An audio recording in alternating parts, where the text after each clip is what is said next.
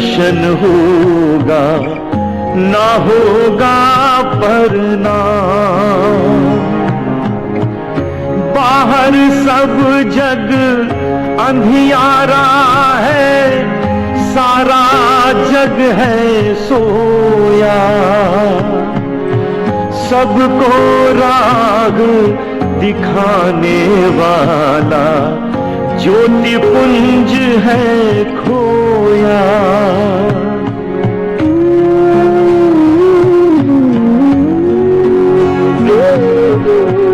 रात दिवस बीते चरणों में, अब तो सब है सपना।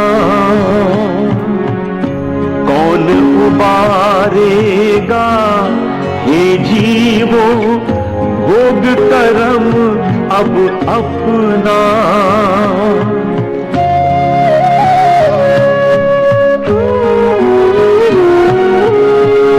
रसना को ये अवसर देना, निस दिन नाम उचारे। गुरु चरणों के वंदन से फिर अपना जन्म संवारे।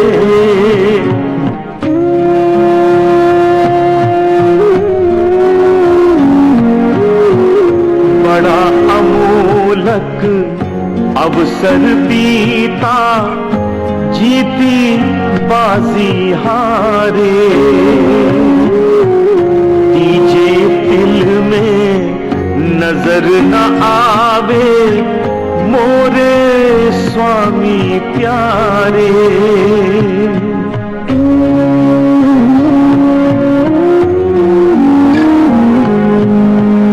अब तो बस सूनी राहें हैं, सुना सारा गाम।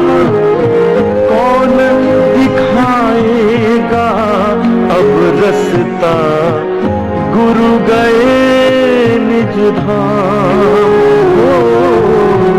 गुरु गए निज धाम, गुरु गए निज धाम।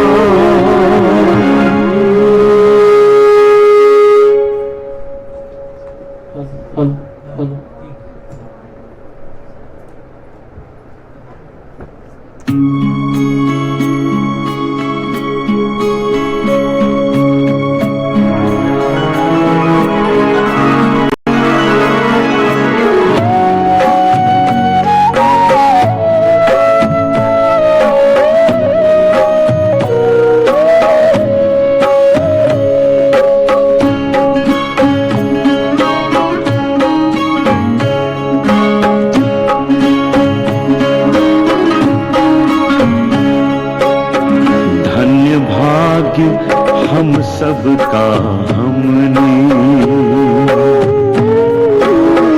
धन्य भाग्य हम सबका हमने, उस सतगुरु को पाया जिसने पावन नाम प्रभु का जय गुरुदेव जगाया। धन्य भाग्य हम सबका हमने उस सतगुरु को पाया। धन्य भाग्य हम सबका हमने।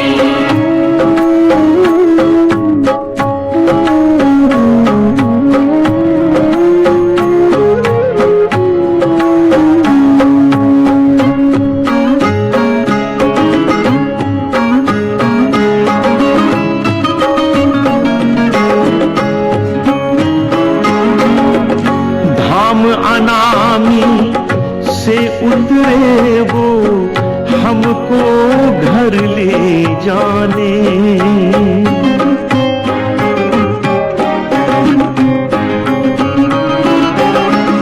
धाम अनामी से उतरे वो हमको घर ले जाने।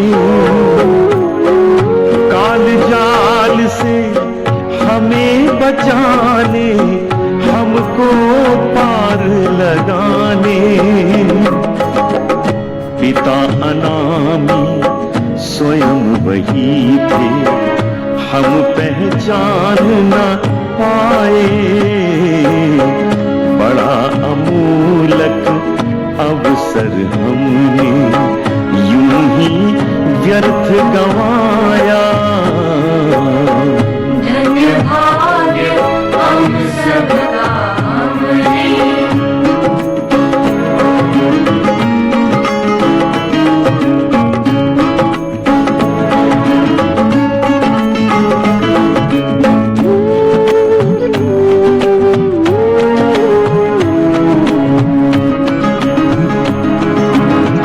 सिवा गुरु के जीवों को कोई पहुंचा ना पाएगा।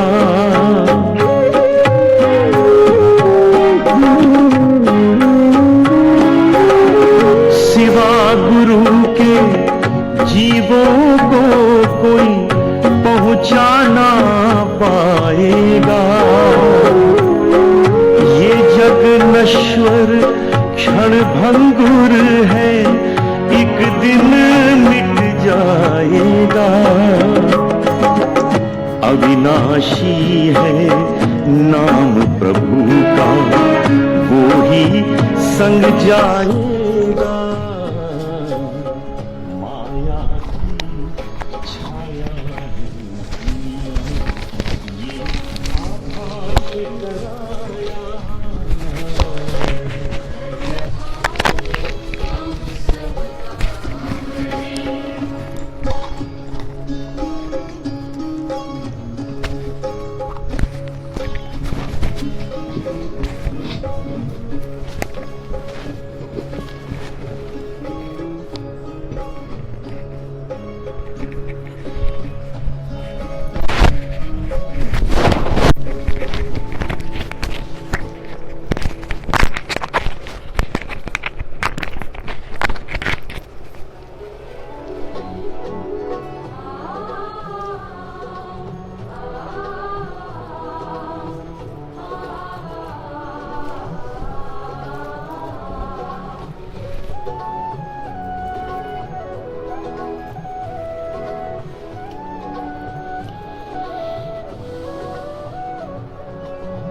जय गुरुदेव दयाल अनामी। जय गुरुदेव दयाल अनामी। स्वामी जी महाराज हुजूर। स्वामी जी महाराज हुजूर। पिता कृपालु बड़े दयालु। पिता कृपालु बड़े दयालु। स्वामी जी महाराज हुजूर। स्वामी जी महाराज हुजूर। जय गुरुदेव। सर्वप्रथम सर्वशक्तिमान अनामी पुरुष परम पूज्य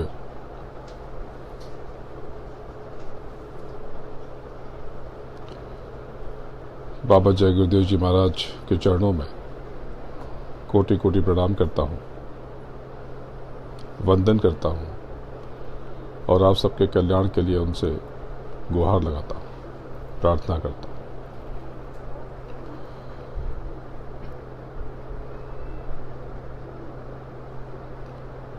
ऊपर के समस्त धनियों को नमन करता हूँ और नीचे सृष्टि को चलाने वाली समस्त शक्तियों को अभिवादन करता हूँ। आप सबको और आप सबके आज्ञा चक्र पर बैठी आपकी जीवात्मा को प्रणाम करता हूँ। पवित्र जीवात्माओं,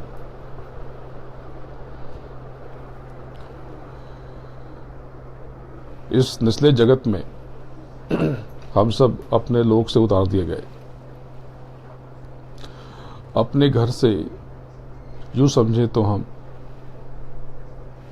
बेघर हो गए और अपने लोक से उतारे जाने के बाद आज तक हम अपने घर नहीं लौट सके। वो प्रभु हमारी खैरियत, हमारा हालचाल, हमारी हालत पूछने के लिए सदैव हमारे आसपास किसी न किसी रूप में रहता है, लेकिन हम उस प्रभु की कृपा और दया महसूस नहीं कर पाते। हमें वो प्रभु दिखाई नहीं देता। हर कोई खोजता है कि प्रभु कहाँ है, परमात्मा कहाँ है, भगवान कहाँ है। कारण क्या है? कारण ये है कि मैं, जब तक आप रहोगे, आप केंद्र में रहोगे, तो प्रभु नजर कैसे आएगा? आप और प्रभु दोनों एक धागे के, एक रस्सी के दो सिरे हैं। वो विशाल आसमान जो अनंतों गुना बड़ा है, इस आंख पे यदि एक जर्रा आ जाए, एक धूल आ जाए, तो वो नजर नहीं आ सकता। ऐसे ही जब जब आप स्वयं को बीच में खड़ा कर दोगे, तब तक प्रभु आपको लुप्त नजर आएगा, विलुप्त नजर आएगा। जब जब आप स्वयं को गौड़ कर दोगे, छोटा कर दोगे, परे हटा दोगे, तब आप उस प्रभु की कृपा, मेहर, दया और मौज के साक्षी बन सकोगे। जब जब आप स्वयं के बारे में चिंतित होगे, आप अपनी चिंता भी बढ़ाओगे और प्रभु को भी आप महसूस न कर सकोगे। आप क्या समझते हो? आपको जो प्यास लगती है उसके लिए पानी का इंतजाम आपने किया। आपने पानी को इधर उधर ले जाने का इंतजाम किया होगा, लेकिन पानी को प्रकट करने का इंतजाम तो उस परमात्मा ने ही किया, उस प्रभु ने ही किया। आप क्या समझते हो कि आपको भूख लगती है तो आपने अपने लिए भोजन का इंतजाम किया। आपने भोजन, या तो आप भोजन के पास जाने का इंतजाम करते हो या भोजन के पास लाने का इंतजाम करते हो। आप भोजन को उत्पन्न नहीं कर सकते। हाँ, अपने स्वाद के अनुरूप, अपनी इंद्रियों के अनुरूप आप उसमें कुछ उठा पटक कर लेते हो, लेकिन जरूरी नहीं है कि जो आप स्वयं के लिए चुनते हो वो उचित ही है। उचित तो वो है जो परमात्मा आपके लिए चुनता है। परमात्मा ने आपके लिए फल, सब्जी, तरह तरह के पदार्थ बनाए। आपने तो उसमें उसको पका करके उसके गुणों को नष्ट करने का ही काम किया। लेकिन चूंकि आपको उस तरह के पके भोजन की आदत पड़ गई, तो वो भी बुरी बात नहीं है। लेकिन ये मत समझना कि परमात्मा आपको देख नहीं रहा। परमात्मा क्षण क्षण आपकी संभाल कर रहा, वरना आपको मार्गदर्शन देने वाले लोग मिल कहाँ से जाते? आपको भटकाने वाले लोग मिलते हैं तो मार्ग दिखाने वाले लोग भी मिल कहाँ से जाते? इस पर कभी विचार जरूर करना। वो प्रभु की मौज इतनी बड़ी आपकी तरफ, सैलाब की तरह समंदर की तरह आपकी तरफ बढ़ी चली जा रही, आपको उसका एहसास नहीं है। आप दुखी इसलिए होते हो कि आपने जो सोचा, विचार किया, वैसा नहीं हुआ। यानी आपके कष्ट का कारक सिर्फ आप हो। बात को गौर से समझना। आज की स्थिति कुछ यूं है कि चंडी मशाल लेके घूम रही थी तो सबके पैसे गायब हो गए, और 26 अक्टूबर 2017 को चंडी बैठ गई, लेकिन अब पैसे आने में समय लगेगा। अब यहां आप जितने भी बैठे हो, छोटे या बड़े, आर्थिक रूप से अधिकतर लोग जो स्वयं के बारे में सोचते हैं वो सब परेशान, और जो प्रभु और सदगुरु की मौज में रहते हैं वो सब मस्त। वो सब मस्त। इस जादू को समझना, विचार करना। जब आप चिंता करोगे तो प्रभु आपके ऊपर जो कृपा कर रहा है आप उसको महसूस न कर पाओगे। आपकी परेशानी यह है कि आप अपने मन के वशीभूत हो, अंतःकरण के वशीभूत हो। आप मन से सोचते हो, बुद्धि से विचार करते हो, चित्त से उसको अनुभव करते हो और अहंकार से उसको बिगाड़ देते हो। मन, बुद्धि, चित्त और अहंकार, ये आपका अंतःकरण आपके मस्तिष्क के इस हिस्से में क्रियामान है, चलायमान है, आपके शरीर का हिस्सा नहीं है। आप ऐंद्रिक सुखों में, इंद्रियों के सुखों में बंधे हो। और इंद्रियों का सुख कैसा होता है कि जिस चीज की आपको बहुत तलब है, बहुत इच्छा है, जैसे आपको खीर खाने की बहुत इच्छा है, मैं अभी आपको दे दूं तो आपको वो बहुत स्वादिष्ट लगेगा, आपको स्वर्ग का सुख आएगा। उसमें से भूख लगी हो तो और अच्छा लगेगा। लेकिन कल फिर मैं वही फिर दोबारा आपको दूं तो आपको तब भी आनंद आएगा, अच्छा लगेगा, लेकिन वो स्वर्गिक सुख शायद ना मिले। लेकिन आपको मैं 1 हफ्ते तक रोज वही खीर खिलाऊं या 2 हफ्ते तक या 1 महीने तक, तब आपको कोई रस ना आएगा और आपका वजन अलग बढ़ जाएगा। आपके शरीर का भार, उसमें और वृद्धि हो जाएगी। लेकिन आपको मैं 6 महीने या 1 बरस तक रोज वही खीर खिलाऊं तो आपको खीर फेंक देने की इच्छा होगी। ये इंद्रियां हैं, ये ऐंद्रिक सुख। यानी जब आपने पहली गाड़ी ली होगी या जो गाड़ी में अभी आप चलते हो, आपने गाड़ी ली होगी तो इंद्रियों को बड़ा रस आया होगा, आपने बहुत संभाल के चलाई होगी। एक कचरा किसी बच्चे ने गिरा दिया होगा तो आपने बहुत डांटा होगा उसको। कोई पानी गिर गया होगा तो आपको लगा कि उस पर तेजाब गिर गया, इतना मन दुखी हुआ होगा। लेकिन रोज रोज अब उस गाड़ी में कितने कचरे पड़े रहते हैं अंदर और बाहर, आपको कोई कष्ट नहीं होता। क्यों? क्योंकि यही तो कमाल है ऐंद्रिक सुख का। सुख इंद्रियों में नहीं है। इस बात को समझना कि अगर सुख उस पदार्थ में होता तो इंद्रियों को तब भी वही आनंद आता, वही सुख मिलता।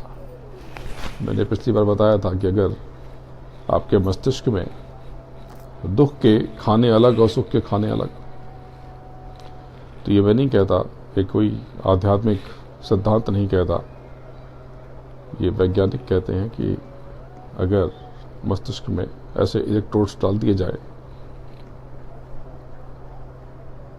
तो सुख के जो हिस्से हैं उसको सक्रिय कर दिया जाए बैटरी से, तो बहुत सुखी महसूस करेंगे आप। चाहे जितना कष्ट, अगर मैं आपको 1 हफ्ते तक भोजन न दूं, आपके पास कोई धन न हो, लेकिन आपके उस हिस्से को सक्रिय कर दिया जाए तो आपको बड़ा आनंद आएगा, बड़ा सुख आएगा, बहुत मस्ती आएगी। लेकिन अगर दुख के हिस्से को सक्रिय कर दिया जाए, एक्टिवेट कर दिया जाए, तो बहुत सुखी कर दूं, बहुत अच्छा भोजन और बहुत धन संपत्ति दे दूं, आपको महलों में बिठा दूं, लेकिन आप दुखी हो जाओगे। आप देखते हो कि किसी किसी का स्वभाव में बहुत दुख होता है, वो सुख में भी मुंह बना के बैठा रहता है। क्यों? क्योंकि उसके मस्तिष्क के जो दुख के हिस्से हैं वो सक्रिय हो चुके हैं। लेकिन ऐसे बहुत से लोग देखते हो आप जो बड़े जिंदा दिल होते हैं, कष्ट में भी मुस्कुराते रहते, या प्रभु की मस्ती में लीन रहते, तो क्या हुआ? उनके सुख के हिस्से सक्रिय हो गए। यानी कि ये जो आप ऐंद्रिक इंद्रियों को पुष्ट करने के लिए, उनको शांत करने के लिए जो क्रिया कर रहे थे, उसका कोई अर्थ ही न था, निरर्थक थी। उसके लिए आपने उल्टे सीधे यत्न किए, झूठ बोले, कुछ गलतियां कर दी, कुछ कर्म गलत हो गए, आचरण में विकार आ गया, किसी को मार के खा गए, कर्मों का नया जंजाल खड़ा कर लिया और सुख और दुख से उन कर्मों का लेना देना ही नहीं था। आपने बहुत सारे कर्म कर लिए और इंद्रियां ऐसी कि उनको मजा ही ना आया। बोले कि मजा नहीं आया, आप खुद कहते हो ना, ये सब ठीक था लेकिन ठीक है, कुछ खास नहीं था। जाने क्या खास चाहता है ये मन? तो ये मन, बुद्धि, चित्त और अहंकार, इसके कारनामे को समझना पड़ेगा। जब तक इसके चंगुल में आप रहोगे तब तक अगर आपको महसूस होता है कि आप दुखी हो तो आप सुख को महसूस ही ना कर सकोगे। आपको जिस बात से दुख है, मैं वो जब दूर भी कर देता हूं तब भी आपका दुख खड़ा होता है, कोई नया दुख चला आता है। वो दुख भी दूर कर दिया जाए तो तीसरा दुख खड़ा हो जाता है, चौथा दुख खड़ा हो जाता है, 10वां दुख खड़ा हो जाता है। आप मुझे बताओ कि ऐसी कोई समस्या है जो पिछले 20 वर्षों से लगातार आपके जीवन में है, लेकिन आप तो दुखी बार बार महसूस करते रहे स्वयं को। आप सुखी कब हुए? कभी कोई पल, कोई बस्ती, कोई कुछ मित्रों का मिलन हो गया या कुछ परिजनों का कोई मिलने जुलने का कार्यक्रम हो गया, किसी बात पे हंसी आ गई, किसी ने कुछ सुना दिया और बहुत आनंद आया क्षण के लिए, वो अलग बात है। लेकिन आप में से ज्यादातर लोग, आप बताओ कि क्या आप 20 बरस से या 10 बरस से एक ही दुख से दुखी हो? नहीं, दुख बदलते चले गए, दुख के कारण परिवर्तित होते चले गए। यानी कि दुख, दरअसल जिसे आप दुख समझ रहे हो, दुख है ही नहीं। उसकी अनुभूति तो हमारे भीतर से कहीं प्रकट हो रही है, हमारे अंदर से कहीं उतर रही है। तो यदि अंदर वाले हिस्से को ही सक्रिय कर लिया जाए ध्यान और भजन से, तो सारा कष्ट खत्म हो जाए। जगत में मैं बार बार कहता हूं, यही सच भी है कि जगत में अगर 10 कोई सुखी लोग हैं, आनंदित लोग हैं, तो मैं उनमें से स्वयं को एक समझता हूं।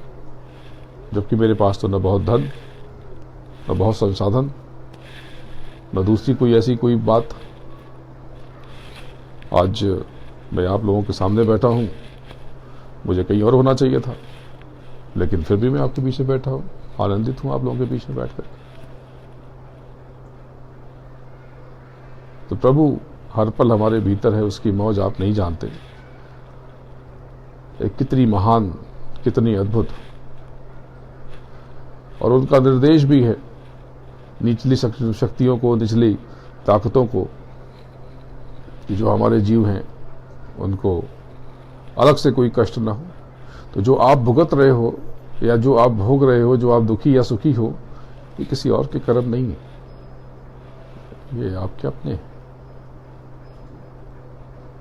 मैं बार बार कहता हूं कि आप ये कहते हो कि मुझे कष्ट है, तो जरा मुझे आप एक लिस्ट बनाओ और उसमें लिख के बताओ कि आपने पिछले 5 वर्षों में या 2 वर्षों में ऐसा कौन सा कर्म किया है जिससे आपको, आपके जीवन में सुख का सैलाब आ जाए, सुख की गंगा बह जाए, आनंद का दरिया प्रस्फुटित हो जाए, जीवन एक नृत्य बन जाए। ऐसे कर्मों की लिस्ट बताओ, मुझे सूची बताओ। आप करोगे तो आप ये कहोगे कि मैंने 125 रुपए मंदिर में दान किए थे। कब किए थे? साल में एक बार या महीने में एक बार, या मैं तो सबका अच्छा सोचता हूं। हर व्यक्ति यही सोचता है कि मैं तो बहुत अच्छा हूं और अच्छा सोचता हूं। लेकिन याद रखना कि जो आप भुगत रहे हो वो आपके अपने ही कर्म हैं, किसी और के कर्म आपको कष्ट नहीं दे सकते। ये उल्टा सोचना, दुखी होना, दुखी महसूस करना, ये एक मानसिक स्थिति है जो आपने ही जनी है। अभी जैसे कि कोई वस्तु आपकी चोरी हो जाए तो आपको बहुत दुख होता है, लेकिन वो वस्तु जब आपके पास थी तो आपको बहुत आनंद नहीं हुआ। जितना बड़ा दुख हुआ, जितना बड़ा दुख का खड्डा बन गया, लेकिन जब वो वस्तु थी तो उतना बड़ा सुख का पर्वत खड़ा ना हुआ था। ये बड़ी अजीब बात है, इस बात पे विचार करता। जीवन बड़ा अनमोल है, ये शरीर किराए का मकान है। गुरु महाराज ने साफ साफ बताया, बहुत श्रम करके बताया कि ये शरीर किराए का मकान है, आज है कल नहीं रहेगा। ये कोई बुरी बात नहीं है। आप पुराना वस्त्र उतारेंगे और नया वस्त्र धारण कर लेंगे। ये जो है ये देह है और इसके भीतर आप अदेह हो। अदेह का अर्थ जीवात्मा, उस परमात्मा का अंश, प्रभु का अंश, उस ईश्वर का हिस्सा, उस परमेश्वर का हिस्सा जिसने ये पूरी कायनात रची। यानी आप भी छोटे मोटे परमेश्वर हुए। जब आप उस परमेश्वर की मेहर को, कृपा को, दया को पल पल महसूस करोगे, तब आप समझ पाओगे कि आपके ऊपर उसकी कितनी बड़ी दया। तब ऐसे चमत्कार होंगे कि आप सोच भी नहीं सकते। अभी एक चमत्कार हुआ, आप में से कई लोग साक्षी रहे। बहुत से लोग इस पे चर्चा कर रहे, बहुत से डॉक्टर लोग इस पे विचार कर रहे। मेरी आज बहुत से डॉक्टरों से बात हुई तो वो हैरत में हैं। हुआ ये कि सबका पिता वैसे तो जगत है, जगत का नियंता है परमात्मा प्रभु, लेकिन जो जैविक पिता होता है, इस शरीर को, देह को प्रकट करने वाला, तो आप सबके हैं, मेरे भी हैं। मैं दुबई के कार्यक्रम के लिए चला गया था। जब लौटा था 40 गांव से और भुसावल से, दूसरे दिन से दुबई में कार्यक्रम था। सुनने की बात है और मनन करने की बात है। रात में, दूसरे दिन रात में अचानक से यहीं बैठे थे वो और उनकी तबीयत बिगड़ गई। या सुरवे जी और भी कई लोग सामने, नेने जी का परिवार, सब लोगों ने एम्बुलेंस में जब डाला तो पाया कि उनका हृदय, उनका हार्ट बंद हो चुका था। उन्होंने प्रयास किया, अस्पताल गए। 17 मिनट के कोशिश के बाद फिर से हृदय गति शुरू हुई। यानी इस पूरी क्रिया में डॉक्टरों का अनुमान है कि 30 से 40 मिनट लग गए। 30 से 40 मिनट तक आपके मस्तिष्क को, डॉक्टर कहते हैं कि एक मेडिकल टर्म्स में एक कहते हैं कि आज मुझे किसी न्यूरोसर्जन ने बताया कि अगर इस मस्तिष्क को 180 सेकंड तक ऑक्सीजन न मिले तो वो डैमेज हो जाता है। फिर उस व्यक्ति का फिर से क्रियाशील होना इस देह में संभव नहीं होता। लेकिन हुआ कुछ ऐसा कि इसे लोग चमत्कार कहते हैं। मैं इसे चमत्कार नहीं कहता, मैं इसे आपका आंतरिक बल कहता हूं। मैं जो कहने की कोशिश कर रहा हूं, ये घटना तो सबको पता है लगभग। ये साधना का तप है, साधना का बल है। जो लोग उन्हें जानते थे, अधिकतर लोगों ने उनको अक्सर जब भी आते थे तो उनको सुमिरन करते हुए या ध्यान करते हुए या साधना में लीन या स्वयं में, जब आप जिसको पूछते हो आप वही हो जाते हो। गुरु महाराज ने साफ साफ बताया कि जो गणपति को पूछते हैं गणपति हो जाते हैं, जो शक्ति को पूछते हैं वो शक्ति हो जाते हैं, जो प्रभु को पूछते हैं वो प्रभु तुल्य हो जाते हैं, जो सत्य को पूछते हैं वो संत हो जाते हैं, जो भूत को पूछते हैं वो भूत, जो पिशाच को पूछते हैं वो पिशाच। तो जिसको आप पूजते हो, अगर आप सदगुरु को पूछते हो तो आप स्वयं सदगुरु तुल्य हो जाते हो।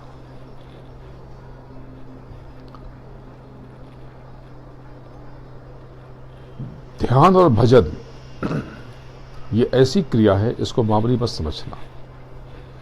यही एक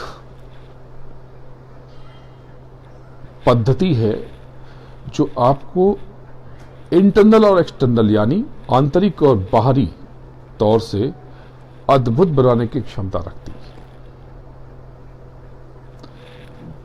अभी अच्छी बात यह है कि वो होश में भी आ गए, वेंटिलेटर पे थे, पेसमेकर पे थे, टेम्पररी पेसमेकर पे थे, वो सब हट गया, बात कर रहे। कल उन्होंने मुझसे कहा कि तुम मुझे नीचे क्यों खींच लाए, मैं तो कितने मजे में था। तो मैंने कहा कि आप मुझे अभी यहां पर आपकी जरूरत बहुत है, इस जगत को अभी आपकी जरूरत पूरी नहीं हुई। तो नाराज हुए, बोले बाद में बात करता हूं, क्योंकि बोलने में तकलीफ हो रही थी, उन्हें बोलने में कष्ट हो रहा था। डॉक्टर बहुत उनके लिए कौतूहल का विषय है, वो समझ ही नहीं पा रहे कि ये हुआ क्या।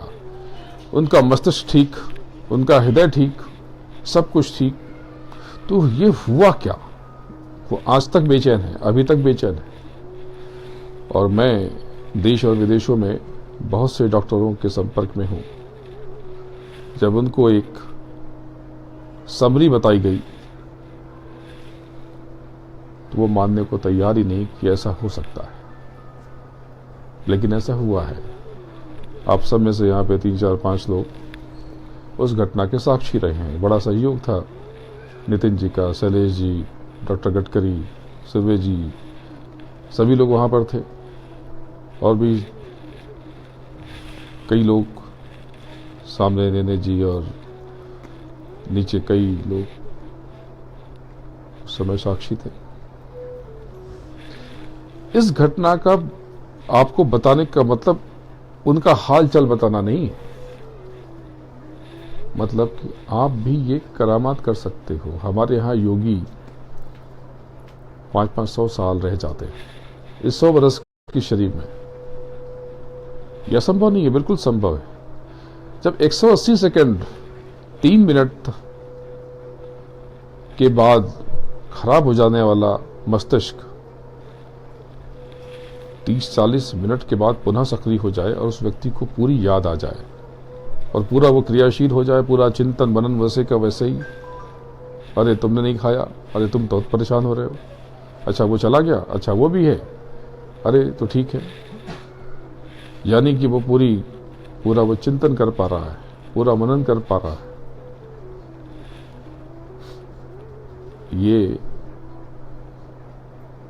ये बताती है ये घटना कि प्रभु सदैव पल पल हर किसी के साथ है, वो देख रहा है। उन्होंने एक और घटना का जिक्र किया आज सुबह मुझसे कि वो सब आए, हाथ जोड़े खड़े थे। ऐसे नहीं होते जैसे लोग बताते, अलग तरह के होते हैं। उन्होंने कहा था आप चलेंगे, बोले मैंने मना कर दिया कि अभी नहीं। पूरी बात समझ में नहीं आई।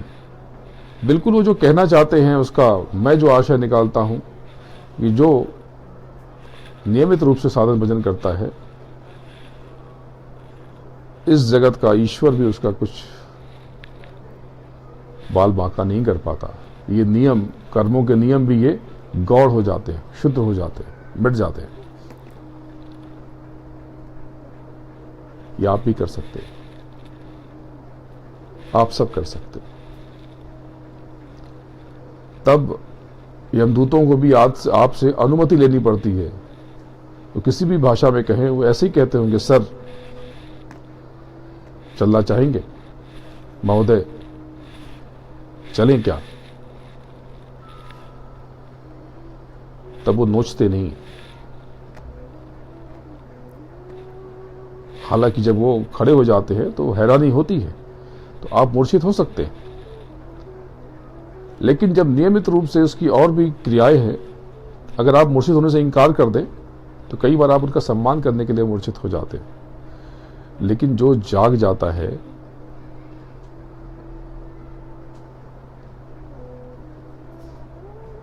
वो अगले शरीर के प्राकट्य के समय भी जगा रहता है। अधिकतर लोग मृत्यु के समय मूर्छित हो जाते हैं, बेहोश हो जाते हैं और बेहोशी में ही पैदा होते हैं। आप सब में से किसी को भी अपने जन्म का होश है क्या? ना, नहीं होगा। आपको नहीं पता कि आपका जन्म के समय क्या स्थिति थी। आपकी जो भी प्रथम स्मरण, फर्स्ट मेमोरी जो है वो 3-4 साल 5 साल के आसपास की है। पहले दिन, दूसरे दिन, पहले महीने, दूसरे महीने कोई याददाश्त आपको नहीं है। और ना पिछली, जीवन तो था पहले भी और जीवन होगा आगे भी, बिल्कुल होगा। यदि आप नियमित रूप से जो आपको क्रिया बताई गई है आपको पता नहीं है, आपको कद्र उसकी इसलिए नहीं है कि आपको ये मुफ्त में मिला है। अगर बहुत से किसी योगाचार्यों की तरह आपको यहाँ पे 1-1 लाख रुपए देने पड़ते तब आप रेगुलर करते। दिक्कत यह है कि आपने कुछ खर्च नहीं किया, चुकाया नहीं। विदेशों में, यूरोपियन कंट्रीज में लोग मुझे कहते हैं कि आप यहाँ सेंटर शुरू कर दीजिए। एक केवल साधारण से योगाभ्यास के लिए लोग 5-5 हज़ार यूरो पे कर देते हैं और बड़े लगन से करते हैं। लगन से करते इसीलिए कि उसके लिए वो चुकाते हैं। जैसे कि जब आप स्नान करने जाते हो तो पैसा आप पानी का देते हो, लेकिन आपको ध्यान नहीं होता तो क्या करते हो, शावर नीचे खड़े होते, पानी बह रहा है, गिर रहा है।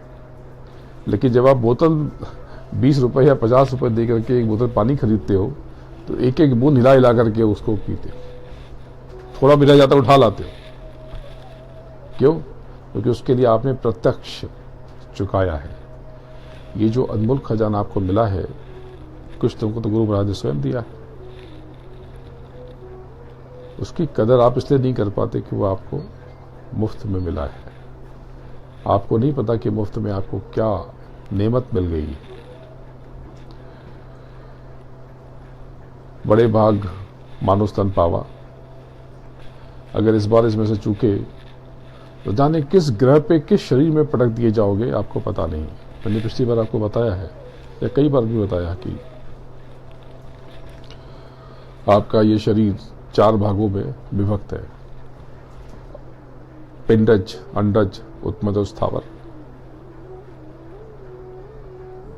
और 84 लाख तरह की जेल, 30 लाख स्थावर, 27 लाख उत्मज और 14 लाख और 9 लाख थल और जल के अंडज और 4 लाख पिंडज। ये मत समझ लेना कि सबको ब्रह्मा ने बनाया। जब आप यही पढ़ते हो कि सब ब्रह्मा ने सृष्टि रची, कहानियां हैं सब। ब्रह्मा कहानी नहीं है। ब्रह्मा ने सब सृष्टि, पूरी सृष्टि ब्रह्मा ने रची, ये कहानी है। पर ये जो सृष्टि है, ये धरती, ये चांद तारे, ये ब्रह्मा ने रचे नहीं, ये सत्य ने रचे, सार ने रचे। निचली किसी शक्ति और नीचे के किसी धनी ने, किसी ऊर्जा ने नहीं रचे। यहां तक कि इसका एक एक रेत का कण उस परम ऊर्जा ने, महा ऊर्जा ने रचा। एक एक कण, एक एक मसाले, गुरु महाराज ने साफ साफ बताया कि सारे मसाले उस सत्य ने रचे। उस सत्य की जो साउंड वेव है, शब्द, नाद कह लो, महाध्वनि कह लो, आसमानी आवाज कह लो, शब्द कह लो, वर्ड कह लो, अलग अलग धर्मों में अलग अलग तरह की के उद्बोधन, संबोधन, अलग अलग नाम।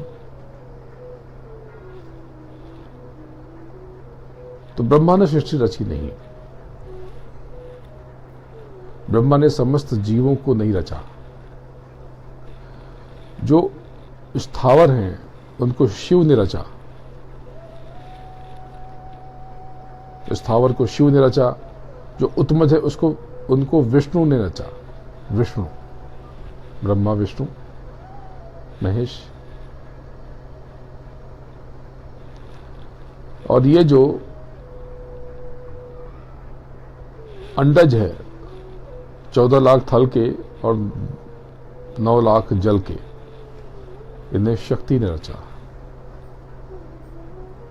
सिर्फ 4 लाख पिंडजों को ब्रह्मा ने रचा है। पिंड यानी कि जो बिना अंडे के पैदा होते हैं, मनुष्य, गाय, भैंस, कुत्ते, बिल्ली और बहुत तरह के जीव जंतु जो सीधे पैदा हो जाते हैं, उनको ब्रह्मा ने रचा है। ये बिल्कुल ठीक है, ब्रह्मा का योगदान है। बहुत बड़ा है। तो 84 लाख तरह की जेलों में, इन सब में से लगभग काफी बहुत सी योनियों में गुजर के आप यहां बैठे हो। तो कभी सत्संग पड़ गया, जैसे ये जो बाहर पौधे लगे, इनको भी सत्संग मिल रहा, तो ये भी बहुत जल्दी कर्मों को काट के मनुष्य बन जाएंगे। कहीं कहीं कुत्ते बिल्ली गाय भी सुन रही सत्संग, उनके कानों में भी पड़ रहा, तो ये भी जल्दी ही मनुष्य बन जाएंगे। ये जो सत्संग है, ये उस महाशब्दों को, ध्वनि को, धुन को, नाद को, उसकी दया लेने का एक माध्यम है। सत्संग में जब आप आते हो तो बहुत सी गूढ़ बातें आपको समझ में नहीं आती, या सुन नहीं पाती, या नींद भी आ जाती है कई बार, लेकिन आपको दया बहुत मिलती है। जो सत्संग में नियमित रूप से आते हैं, जीवन में बहुत उतार चढ़ाव आए, लेकिन सबको पार करते चले गए। कुछ कुछ कष्ट हैं, लेकिन अभाव नहीं है, भिखारी नहीं हो गए। बहुत कर्ज भी हो गया तो रास्ता निकल आता। तनाव बहुत है, क्योंकि वक्त ही तनाव वाला है।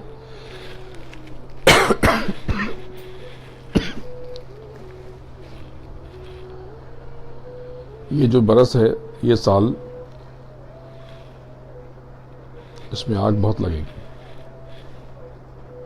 अभी जब से हम लोगों ने इस पे चर्चा की नए साल के कार्यक्रम में, तब से रोज आग। अभी परसों यहां पर आग लग गई, पूरी बस जल गई। MMT की बस, पूरी बस भरी हुई बस थी, लोग निकल के भागे और जल के खाक हो गई। ये मैं क्यों कह रहा हूं? इसलिए नहीं कि आप डर जाओ, इसलिए कि आप सुरक्षा करो। अपनी गाड़ी का रेडिएटर चेक कर लो, पानी वानी, उसका कूलिंग, हीटिंग सब देख के चलो। जब घर से निकलते हो तो गैस का नॉब नीचे से बंद कर दो, जो मुख्य है उसका मेन, वहां से बंद कर दो। और यदि संभव हो तो मेन स्विच, दूसरे उपकरण खराब ना हो जाए, फ्रिज विज तो देख लो, उसका बंदोबस्त कर लो, थोड़ा सा कुछ कर लो, यानी कि प्रिकॉशन लो, संभाल करो, ध्यान रखो। एक बात और कही गई थी कि बच्चों को लेकर दुखद घटनाएं होंगी, तो बच्चों पे पूरा नियंत्रण रखो। थोड़ा बुरा मान जाते हैं तो मान जाते, डांटना मत, उन पर वॉच रखना, ध्यान रखना बहुत जरूरी है। छोटे बच्चों की बात कर रहा हूं, बड़े बच्चों के लिए। बड़े बच्चे तो आपके ऊपर वॉच रखेंगे, आप क्या रखोगे उन पे? छोटे बच्चों का, जो नाबालिग है, और बुजुर्गों की सेहत का ध्यान जरूर रखना, बहुत अलर्ट रहना। जो सुरक्षा के जो भी तरीके हैं, उनके स्वास्थ्य संबंधी सुरक्षा के, वो सब चौकन्ने रहना।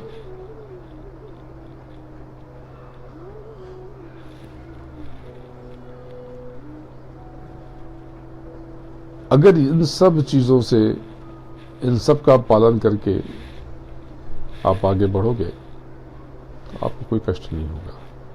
जब मैं कहता हूं कि आग लगेगी, बच्चों को और बुजुर्गों को लेकर बुरी घटनाएं आएंगी, घटनाएं सामने आएंगी, तब यह भी कहता हूं कि आप लोगों को कुछ नहीं होगा, आप सब तो सुरक्षित हो। तलवार की मार आपको सुई की तरह, सुई से भी कम। और अगर आप नियमित रूप से ध्यान भजन करोगे, आप इतने सक्षम हो जाओगे कि आप किसी पे भी कष्टों की दिशा मोड़ने के काबिल बन सकते हो। किसी ने पूछा कि गुरु महाराज का आध्यात्मिक उत्तराधिकारी कौन? तो मुझे तो गुरु महाराज का आध्यात्मिक उत्तराधिकारी हर व्यक्ति नजर आता है, हर जीव जिसको उन्होंने मार्ग दिया, नाम दिया।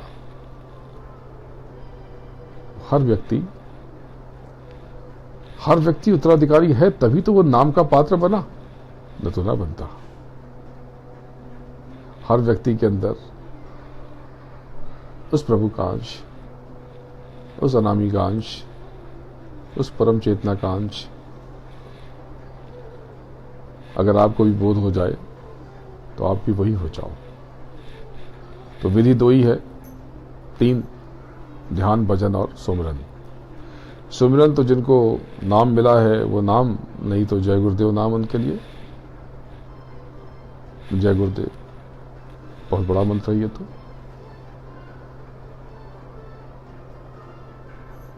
और ध्यान और भजन, ध्यान का मतलब आंख बंद करना नहीं, अंतर्दृष्टि को खोल लेना है, अंदर की आंखों को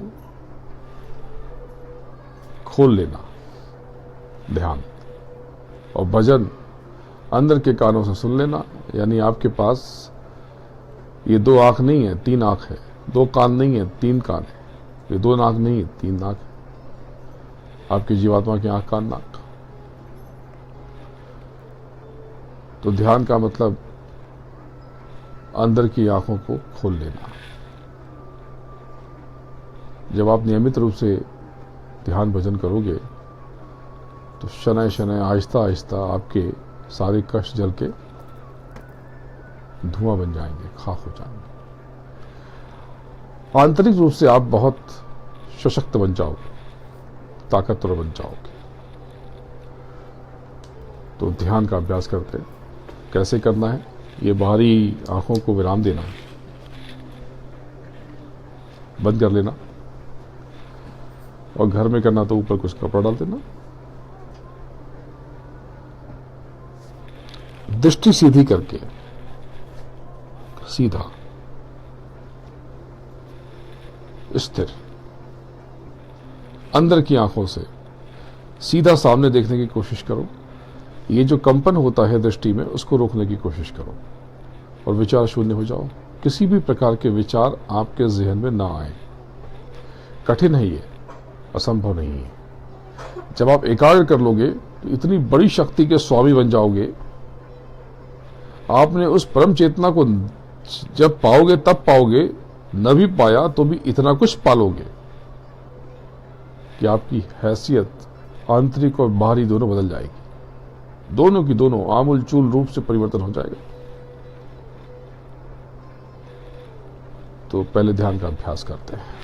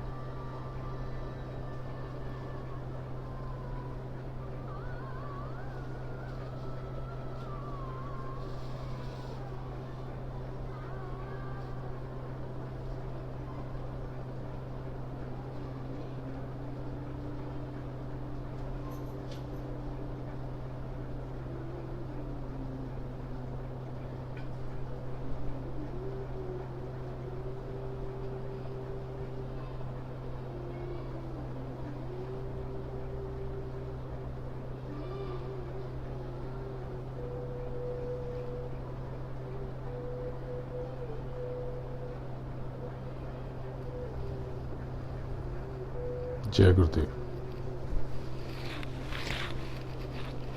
धीरे से बाहर आ जाओ। आज आपको बहुत कम समय बिठाया, लेकिन घर जाकर के अभ्यास करोगे तो उससे ज्यादा फल प्राप्त करोगे। ध्यान में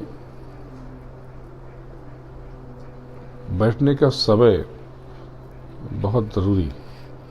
अगर आप एक ही बार ध्यान में बैठते हो तो शांत पलों का चुनाव कर लो, क्योंकि शोर शराबा हो, बाहर की दृष्टि, बाहर की शोर, प्रकाश, ये सब विघ्न पैदा न करे, इसका ध्यान रखना है। और अगर कई बार करते हो तो फिर कोई दिक्कत नहीं, धीरे अभ्यास हो जाएगा। साधना में तड़प बहुत जरूरी है। बिना आंतरिक पुकार के, गुहार के, निवेदन के, सदगुरु से और प्रभु से निरंतर निवेदन, प्रार्थना आपको आत्मिक रूप से भी विशाल बनाएगी और आंतरिक और बाहरी रूप से भी विराट बनाएगी। प्रार्थना का मतलब झुकना नहीं होता, ये विधि है, ये एक तकनीक है, टेक्निक, जो आपको सक्षम बनाती है, पात्रता प्रदान करती है। संस्कृत में कहते हैं कि विद्यार्थी विनयम विनयाद यादि पात्रताम, यानी कि एजुकेशन से मॉडेस्टी, हम्बलनेस, विनय, विनम्रता आती है, और विनम्रता से पात्रता, कैपेसिटी बढ़ती है। तो यही नियम बाहरी और आंतरिक और आत्मिक तीनों स्तर पर लागू है। जब आप बाहरी दुनिया में कर्म करते हो तब आप भी रफ नहीं हो सकते। आप कुछ भी हो, आप मिट जाओगे। आप बहुत घमंडी हो जाओगे, घमंड दिखने लगेगा, गुरूर दिखने लगेगा, आप बहुत दूर तक सरवाइव नहीं कर पाओगे। जितने आप विनम्र रहोगे उतनी लंबी रेस के घोड़े हो, उतने धीरे चलोगे। जब तूफान आता है तो ये बड़े बड़े झाड़ जो अखड़ के खड़े होते हैं गिर जाते हैं, और जो लचीली बेल होती हैं वो टिकी रहती हैं, या घास वास होती है जो बहुत तुच्छ समझ के बैठी रहती है, ये नीचे बैठी रहती है आराम से, कुछ नहीं होता इनको। जब प्रार्थना करते हो तो आप सिर्फ साधना में नहीं, जीवन के हर कदम पे जब आप विनम्र रहते हो, हम्बल रहते हो, तो कामयाबी के पात्र बन जाते हो। और मीठा बोलो, बहुत मीठा। नाटक करने की जरूरत नहीं है, आचरण में आ जाए धीरे धीरे। जो कहे सुन लो उसे। सामने वाला चीख पुकार मचा रहा है, चिल्लम चिल्ली कर रहा है, तो दो बातें हैं कि या तो उसकी जो शिकायत है वो जायज है या नाजायज है। अगर जायज है तब ठीक है, वो जो कह रहा है सुन लेते, गलती है अपनी। और नहीं है तो हमारे ऊपर ये लागू ही नहीं हो रहा। वो जो भी चिल्ला रहा रखे अपने पास, हमसे क्या मतलब, जो कह रहा है वो सही नहीं है। अब कहते हैं उसको एहसास कैसे होगा, ना हो एहसास, आपकी ठेकेदारी थोड़ी है। परमात्मा ने आपको पुलिसिंग की जिम्मेदारी नहीं दी है। ध्यान के बाद भजन करते हैं। भजन यानी भजन श्रवण, सुनना अंदर की आंख से, चुन चुन कर, छांट छांट कर, सिलेक्टेड, सब नहीं, एक एक शब्दों को, जो अंदर बहुत बड़ा जाल, बहुत बड़ा शोर, बहुत सारी आवाजें अंदर है, तो एक समय में एक स्वर को पकड़ लो। और स्वर कौन से, तो अंदर आपको निर्देश मिल जाते हैं। इशारे इशारे में आपको सब निर्देश मिल जाते हैं कौन से स्वर पकड़ने। तो आप वो बिखरे हैं, एक एक उसमें सुनो कि ये कौन सी आवाज है, ये जो ऑर्केस्ट्रा है, ये जो गुंजन है, ये जो सन्नाटे की आवाज है, इसमें कौन कौन सी आवाजें हैं। और वो धार पकड़ के धीरे धीरे धीरे धीरे धीरे धीरे आपको ऊपर चढ़ते चले जाना है। तो भजन में बाहरी कानों को विराम देकर ऊंचा ध्यान करके सुनना है भजन। जहां पे भी पद्धति वही है, तकनीक वही है कि विचार शुद्ध रहना है, सिर्फ शब्दों को ही सुनना है, जो अंदर के शब्द हैं जिसको नहीं उतर रहे उसको सुनने की कोशिश करनी है, इंतजार करना है, और अंदर के दोनों हाथ फैला करके उस महाशब्द का स्वागत करना है, वेलकम करना है, इस्तकबाल करना है कि आप आए, आपका इंतजार है। किसी किसी को हो सकता है बहुत समय तक सुनाई ना पड़े, कोई चिंता की बात नहीं, उसके खाते में ये एफर्ट, ये कर्म, ये श्रम दर्ज हो गया, जमा हो गया। तो ऊंचा ध्यान देकर के सहस्रार से, ये देखा आपने सीधा यहां से, लेकिन अब यहां से ऊंचा ध्यान देकर के आपको सुनना है।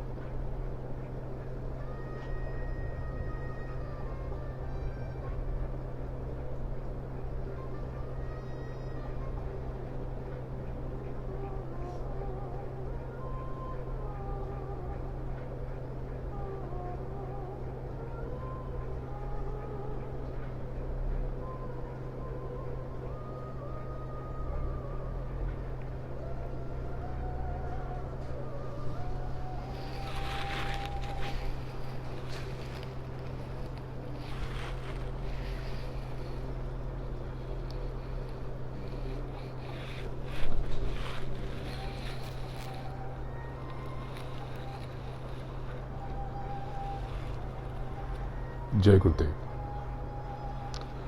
धीरे धीरे आप बाहर आ जाओ। देखो अंदर जो जखीरा पिंजरा, उसमें कम से कम 6 आवाजें कुछ लोगों ने सुनी, और अधिक अधिक बहुत सी आवाजें। तो बहुत सी आवाजें आपको बताई नहीं गई, क्योंकि बहुत सी आवाज तो निचली क्रिएट कर दी गई, नीचे बहुत से लोग बना दिए गए, वैसे ही लोग जैसे ऊपर हैं। तो महापुरुषों ने जब व्याख्या की तो बताया, तो नीचे चढ़े और वैसे लोग दिख गए, लोग समझ गए कि ये मंजिल आ गई, पर ऐसा नहीं है। तो ये जो शब्द आपने एक गुंजन उसमें ध्यान से सुनेंगे, तो कम से कम 6 शब्द, 6 तरह के वाद्य यंत्र हैं। तो उनको सुन करके धीरे से पकड़ पकड़ के ऊपर की तरफ चढ़ना है।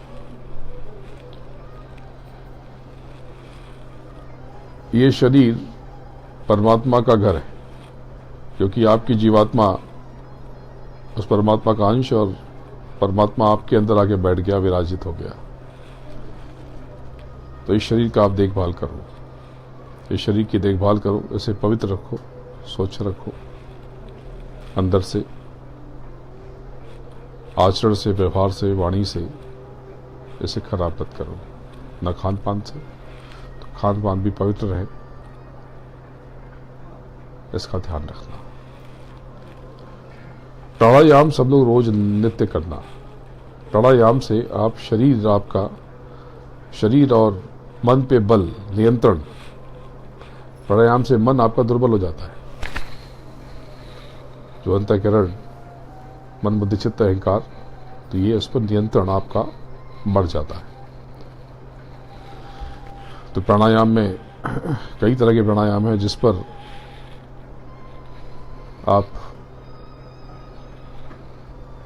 आपका मन आ जाए तो कुछ प्राणायाम जरूर कर लेना। कपालभाति, अनुलोम विलोम और भ्रामरी। तो भ्रामरी प्राणायाम कुछ भजन जैसा है। जैसे आपने भजन किया तो भजन में आप ऊपर की धुन सुन रहे थे, इसमें अपने अंदर से आवाज पैदा करके सुनना होता है। तो ये सब कभी आप सबको पता होगा, नहीं पता है तो किसी से भी सीख लो इसको।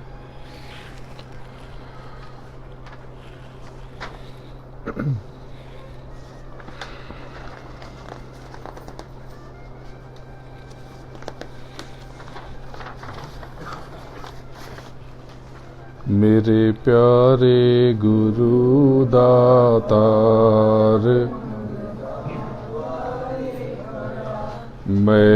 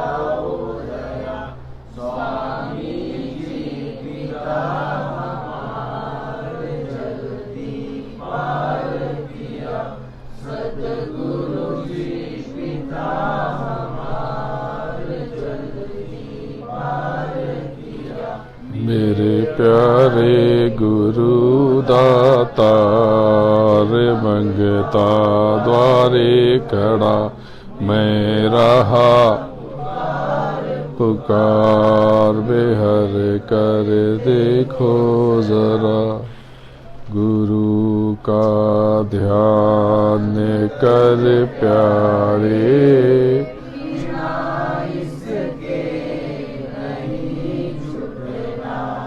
नाम के रंग में रंग जा,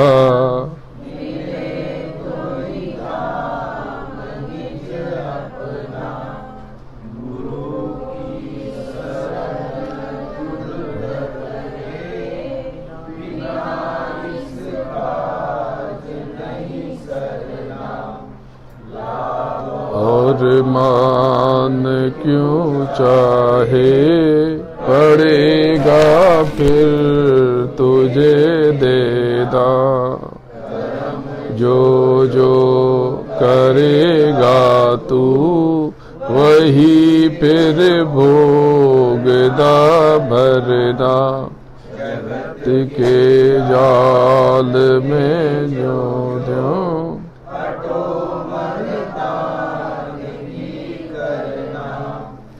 जिन्होंने मार मन डाला, उन्हीं को सूरमा कहना,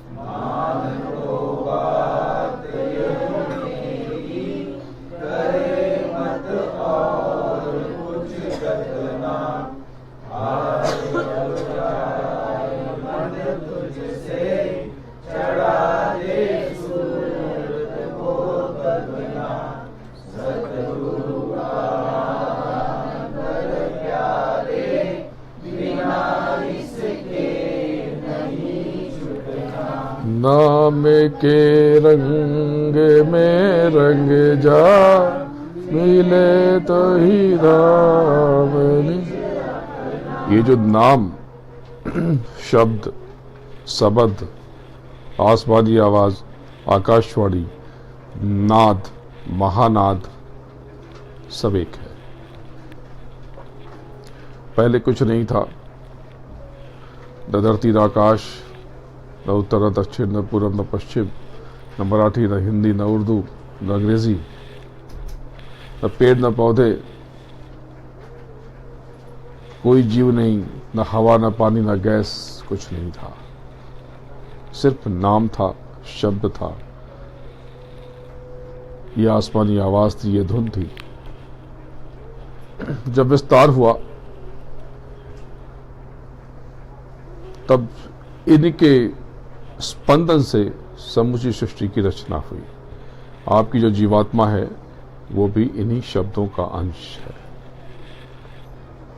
यानी आपकी जीवात्मा उस प्रभु का हिस्सा है, टुकड़ा है, बहुत महीन सही, बहुत छोटा सही। तो इस चेतन से उस चेतन को याद करना, यही पूजा। बाकी के पूजा नहीं, जो पूजा करते हो, हार, नारियल, पुष्प, धूप, ये आप कर्मकांड करते हो, ये कर्मकांड है, पूजा नहीं। पूजा तो कुछ और है। इस चेतना से उस चेतना का ध्यान, उसका स्मरण, उसका चिंतन। और ये जो आपको बताया गया ध्यान, भजन और सुमिरन, सुमिरन खाली एक माला घुमा देने से नहीं होगा, पल पल चिंतन करना पड़ेगा। जब मौका मिले तब आप चिंतन करने लगो। तो शुरू शुरू में अभ्यासी को बाहरी कान बंद करना पड़ता है और बाद में आप सबको आदत हो जाती है। आप खुले कान से भी आप भजन कर सकते हो और खुली आंख से भी ध्यान कर सकते हो।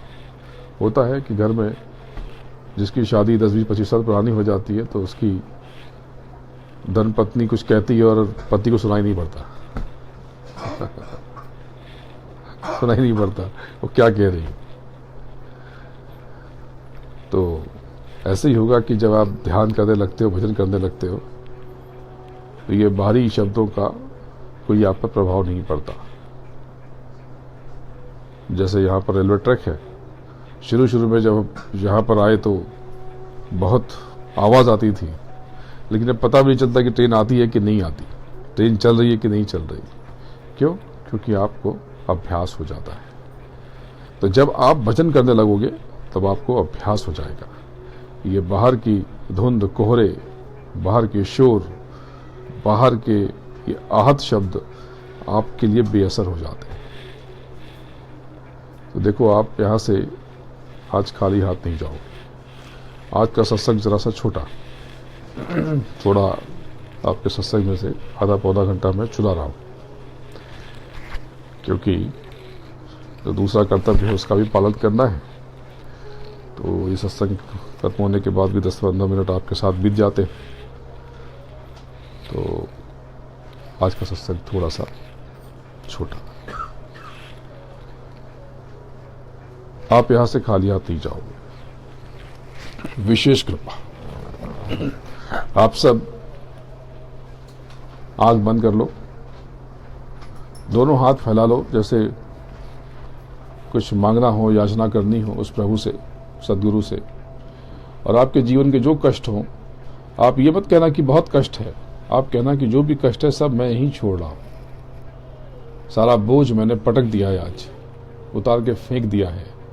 अब मैं यहाँ से बहुत हल्का होके जा रहा हूँ। मुझे पता है कि मेरे कष्ट दूर हो जाएंगे, आज से ही मिटना शुरू हो जाएंगे। हे प्रभु, हे सदगुरु, हे परमात्मा, मेरे सारे दुख आज से मिटने लगेंगे शनय शनय। सकारात्मक भाव में अपनी गुहार लगाओ, अपनी अर्जी लगाओ मन में, अपने अंतर मन में, अपने भीतर, उससे प्रार्थना करो।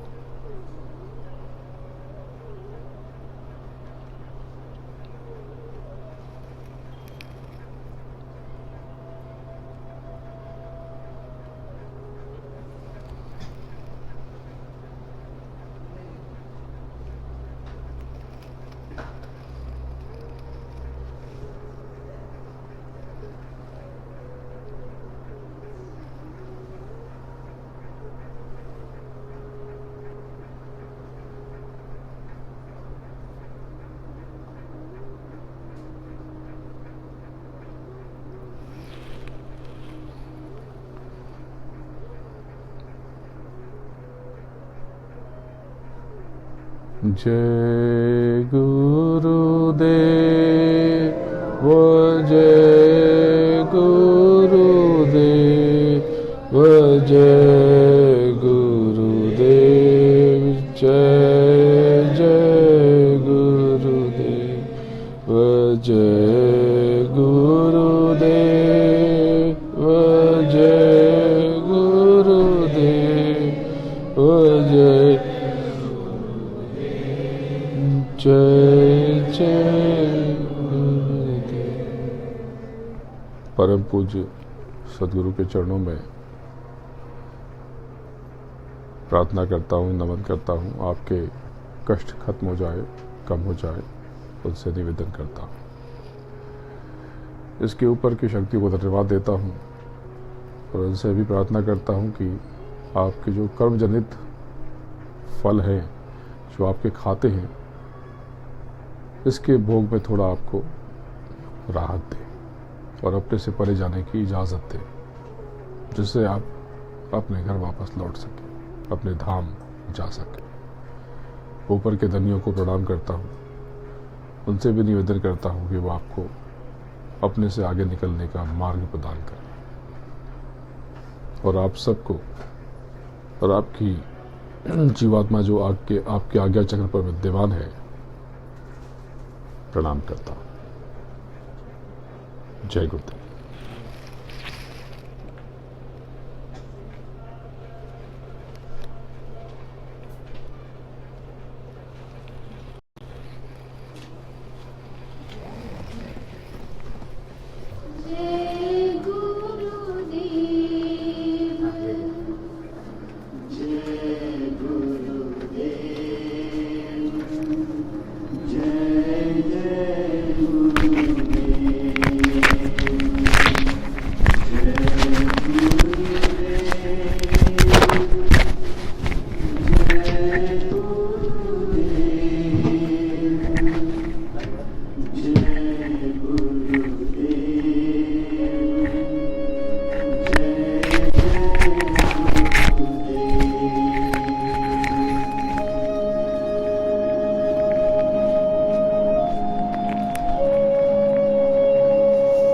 जय गुरुदेव जय गुरुदेव जय जय गुरुदेव जय गुरुदेव जय गुरुदेव जय गुरुदेव जय गुरुदेव जय गुरुदेव जय गुरुदेव जय जय गुरुदेव जय गुरुदेव जय गुरुदेव जय गुरुदेव जय जय गुरुदेव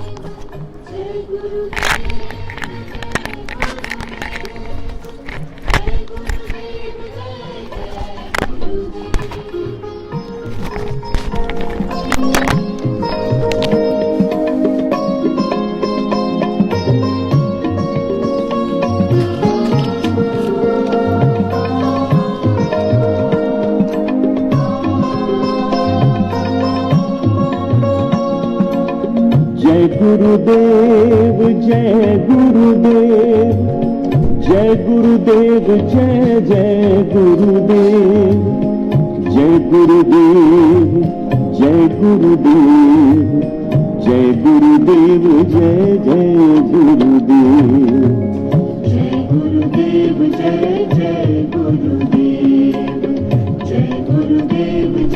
जय गुरुदेव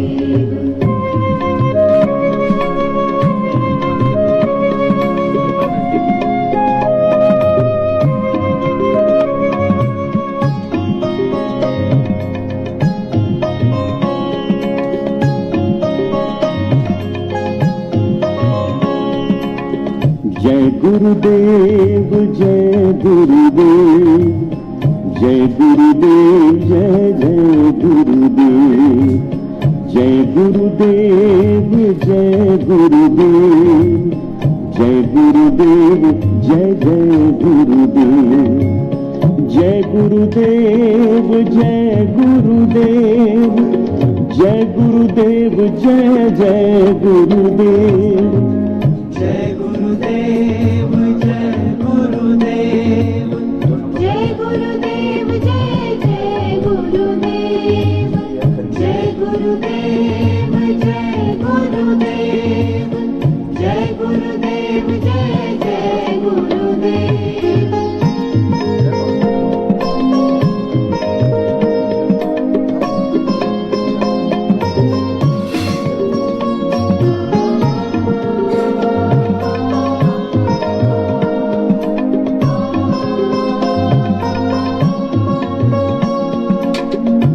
गुरुदेव जय गुरुदेव, जय गुरुदेव जय जय गुरुदेव, जय गुरुदेव जय गुरुदेव, जय गुरुदेव जय जय गुरुदेव, जय गुरुदेव जय जय गुरुदेव, जय गुरुदेव जय जय गुरुदेव।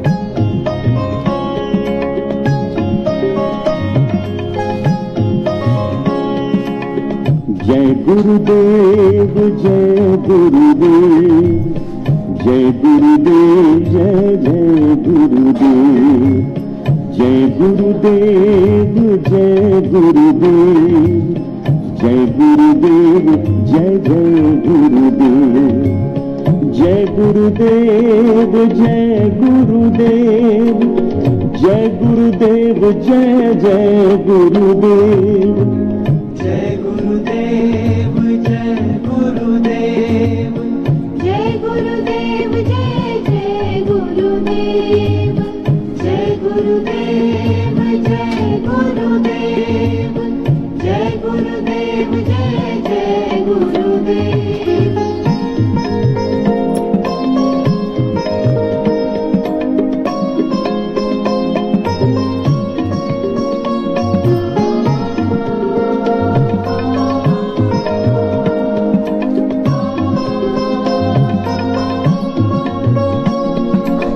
जय गुरुदेव जय गुरुदेव, जय गुरुदेव जय जय गुरुदेव, जय गुरुदेव जय गुरुदेव, जय गुरुदेव जय जय गुरुदेव, जय गुरुदेव जय जय गुरुदेव, जय गुरुदेव जय जय गुरुदेव।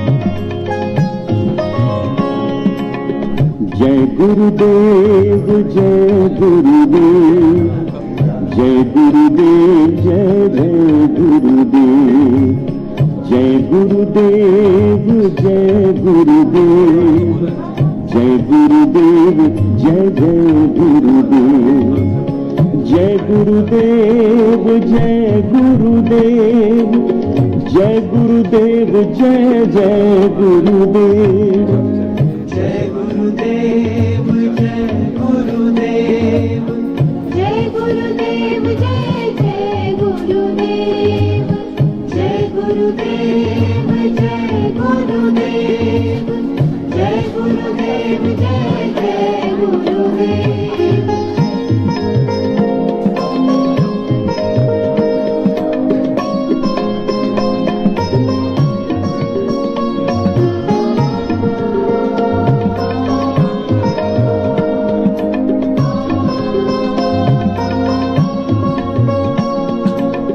जय गुरुदेव जय गुरुदेव, जय गुरुदेव जय जय गुरुदेव, जय गुरुदेव जय गुरुदेव,